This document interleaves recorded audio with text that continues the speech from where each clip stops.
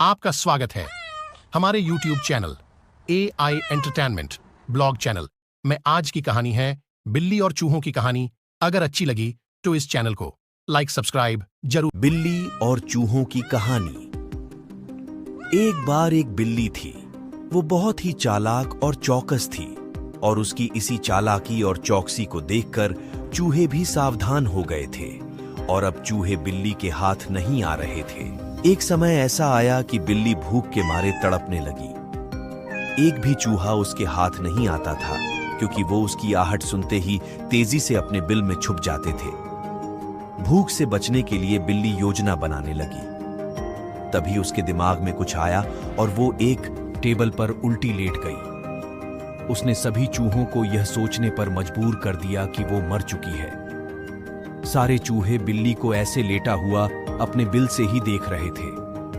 उन्हें पता था कि बिल्ली बहुत चालाक है, इसलिए उनमें से कोई भी चूहा अपने बिल से बाहर नहीं आया। लेकिन बिल्ली भी हार मानने वालों में से नहीं थी। वो बहुत देर तक उसी टेबल पर उल्टी लेटी रही। धीरे धीरे चूहों को लगने लगा कि बिल्ली मर चुकी है।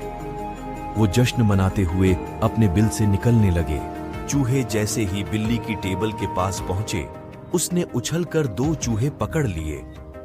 इस तरह बिल्ली ने इस बार तो अपने पेट को भर लिया, लेकिन चूहे अब और भी ज्यादा सतर्क हो गए। 2 चूहे खाने के बाद बिल्ली दोबारा भूख से तड़पने लगी क्योंकि चूहे अब बिल्कुल भी लापरवाही नहीं बरतना चाहती थी।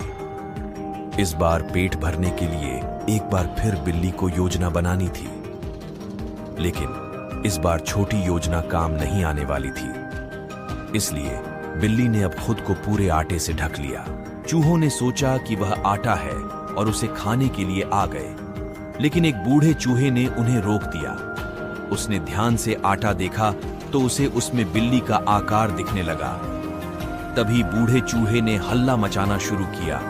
उसने कहा, सब अपने बिल में चले जाओ, यहां आटे में बिल्ली छुपी है। बूढ़े चूहे की बात सुनकर सारे चूहे अपने बिल में चले गए।